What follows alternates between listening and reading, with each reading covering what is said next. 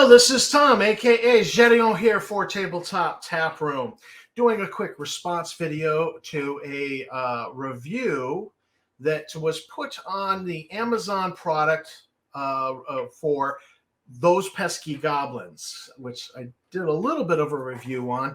And so we're getting some pushback, and I think this review was directed at, potentially it was directed at me because I brought up the TSR's ratings meter. Why didn't Pesky Goblins have TSR's ratings meter? Just to review, let's take a look at the TSR's ratings meter. Just to remind ourselves, a blast from the past. TSR came out with these ratings meters on everything from adult only, 18 plus, red hot, to formative years, 3 plus, with no content, none in there. And I mean, and you could license these from TSR, but the wording of the license really made it seem like they could get access to your product if you signed the license, and they could turn around and publish your product. It's what it. When I read it, that's what it seemed to me. Now, I didn't have a lawyer look at it, and I'm not a lawyer, so don't assume I'm giving legal advice. But that was how I read it. I could be wrong. I only played a lawyer in an RPG. So this goes, you have these ratings meters that, for teen, 13 plus, everyone is 10 plus, everyone formative years. And they could have put this ratings meter on their Pesky Goblins.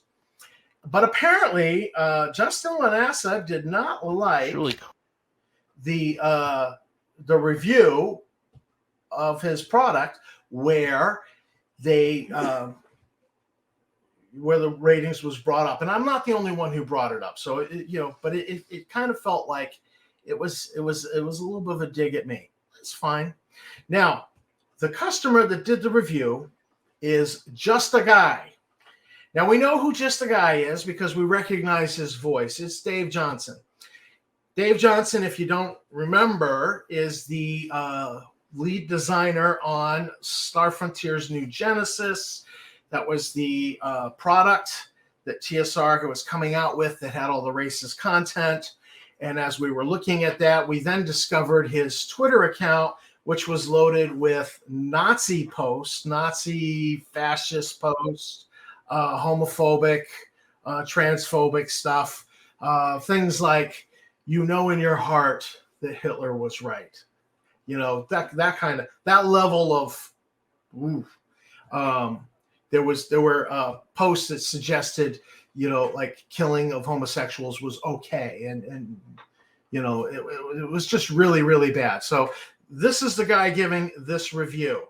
He's given the review as a DJ, which is his initials, but he's also given it as Just a Guy.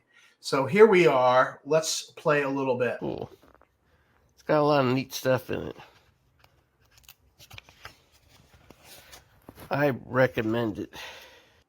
So the Nazi game designer recommends Pesky Goblins. Right there. That's a problem. Well, there's an endorsement. Warning. Danger, Will Robinson.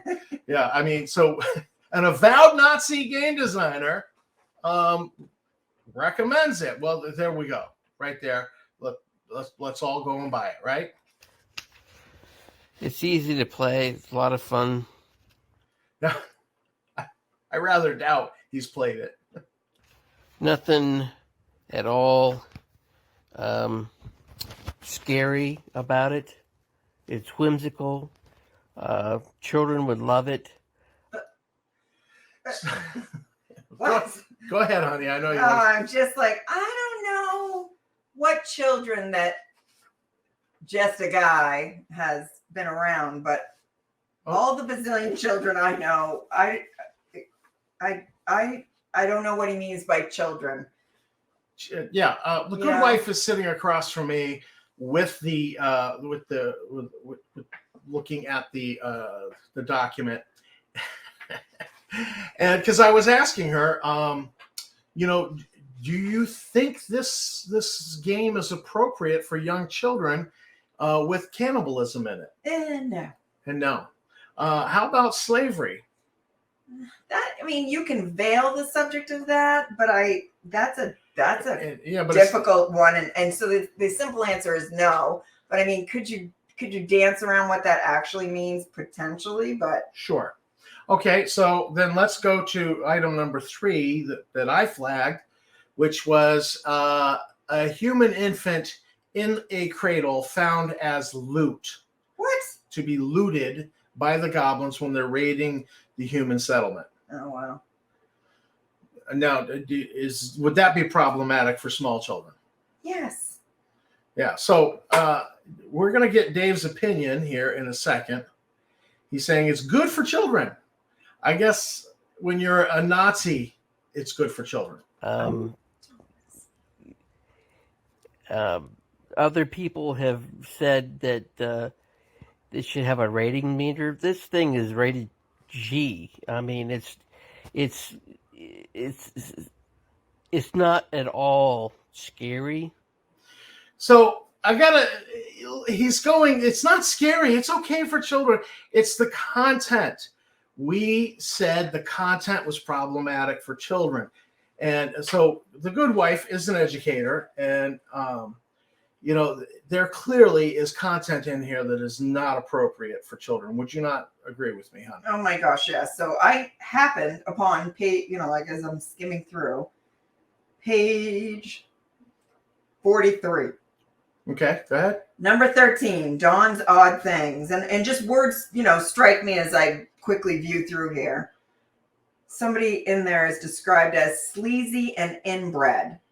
Well, so no, that's not appropriate for children. I'm not explaining what either one of those words mean. You don't want to explain inbreeding to children? No. So, I mean, to be fair, when you do first glance at it, it does, for the most part, look harmless, but any good person who's working with children, and I don't know what his definition of children is, if you're talking school-age children, so kindergarten and up, yeah, there are parts of this that are definitely not just G.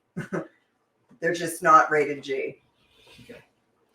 All right, I'm going to play a little more. I mean, if you compare this to Grimm's fairy tales, this is perfect.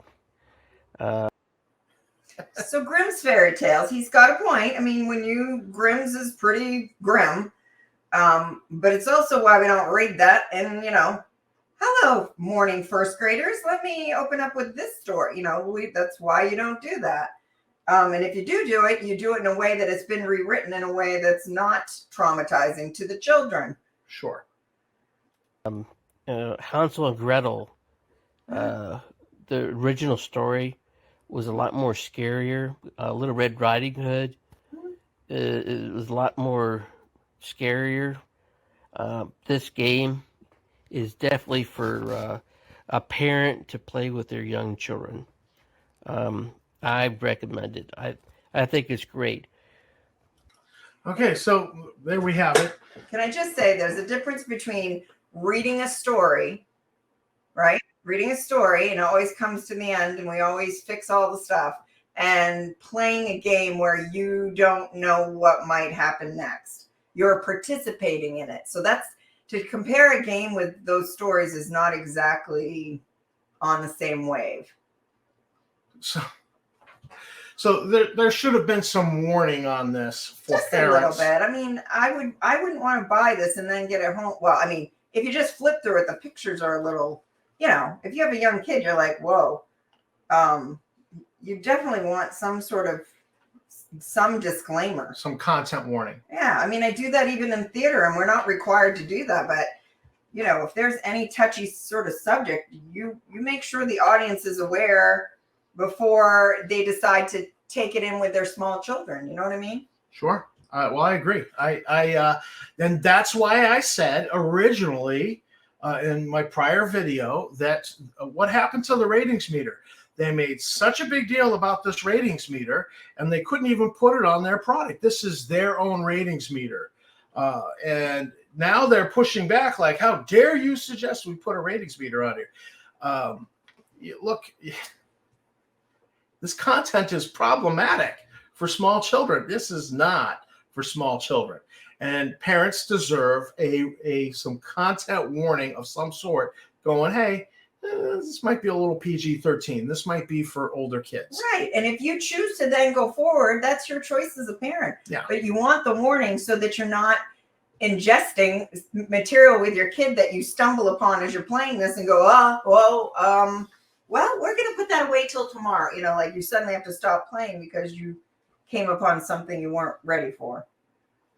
Yeah. So, Dave, sorry, Dave, just a guy, Dave Johnson, got to disagree with you.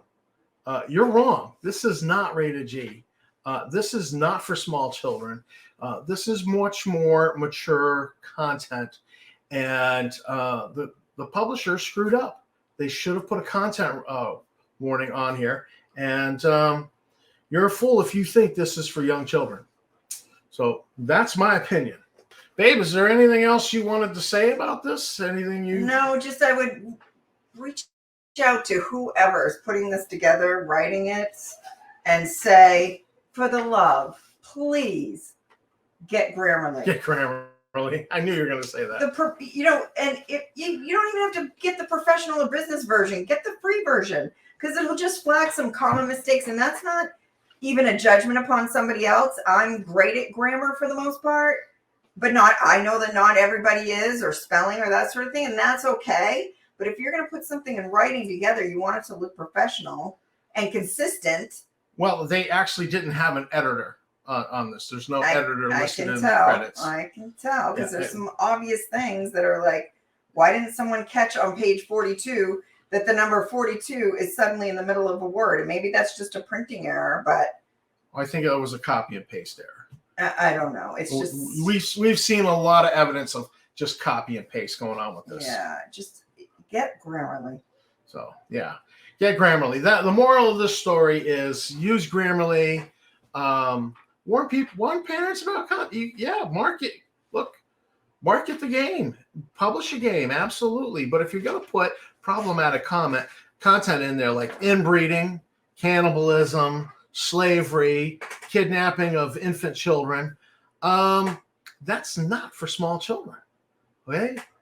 I mean, grow a brain and do the right thing. That's all we're saying. So yeah, it did need a ratings meter. It needed content warning of some sort, just to forewarn parents before they bought it and used it with their small children. And please stop having an avowed Nazi endorse your game. He doesn't know what he's talking about. Okay? I mean, the things he said were just foolish. So this is Tom for Tabletop Tap Room with a response to some of the reviews on the Amazon product, Those Pesky Goblins. It is not for children. It needed content warning. And so I want to thank you for watching this video. Thanks to my subscribers. You guys are great. And if you've not subscribed, please do hit the like, subscribe, and bell icon and help me build the channel. But until then, keep on gaming.